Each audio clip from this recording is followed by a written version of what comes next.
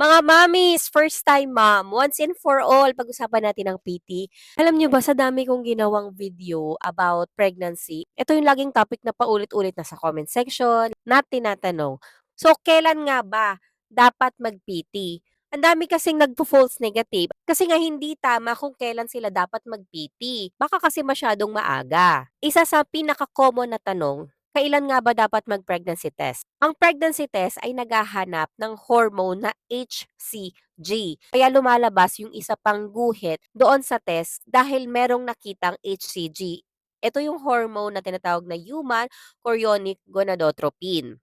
So itong hormone na to, lumalabas lang yan kapag may pagbubuntis. Hindi agad-agad, once na babuntis ka, mataas agad yung level of HCG natin sa katawan.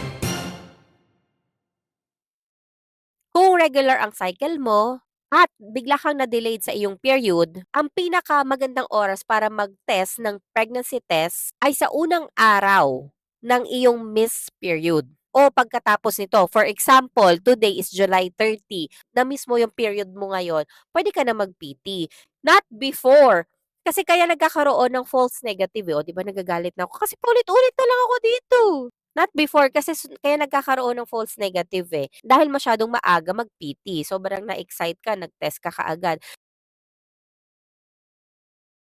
Kasi nga hindi pa tama. Basta kung expected mong magkaroon ka ngayong araw, pero hindi dumating yung mens mo, pwede ka nang mag-test ng pregnancy test. Pero kung nag-test ka ng mas maaga, kumbaga hindi ka pa delayed, nag-test ka na agad, possible pa rin na negative yung makuha mong result sa pregnancy test. Kahit buntis ka na pala. Dahil nga mababa pa yung HCG level sa katawan mo to the point na hindi pa yun nakita doon sa pregnancy test kit. So ito mga mommies, first time mom or even teenage pregnancy, makinig kayong mabuti. Para mas accurate yung result na makuha nyo sa inyong pregnancy test, first, kuhanin nyo ito in the morning sa iyong first voided urine. Ano ibig sabihin? Sa umaga, yung unang pinakaihi mo, doon ka mag-collect ng wiwi at yun yung itest mo sa pregnancy test.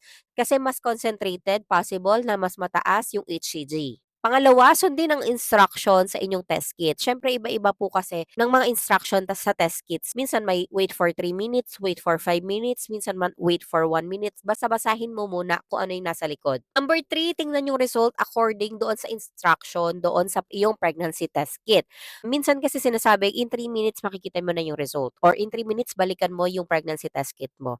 Ganon, wag matagal, wag super early para hindi magkaroon ng false negative or false positive result. Kung negative pero wala pa ring period, ibig sabihin na delayed ka pero negative yung result sa pregnancy test kit mo, ulitin mo na lang yung test after 48 to 72 hours. For ako, ang lagi kong sinasuggest, wait for 1 week para sure na sure talaga na hindi ka na magkakaroon ng pagkakamali sa result.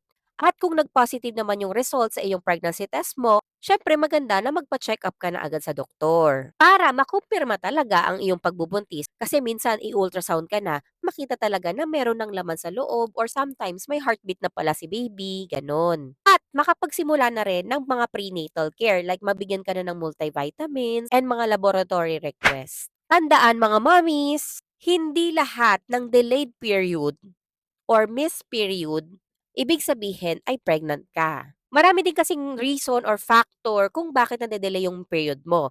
For example, stress, puyat, hormonal changes, at iba pang mga factors. Sa mga nanonood, may experience ka na ba na nung nag-test ka, negative yung lumabas, tapos maya-maya naging positive? Share your story in the comment section. And syempre, don't forget to share this video. So yun lang again. Thank you always for watching my video and sana marami talaga kayo natututunan. Okay, see you on my next video. Bye!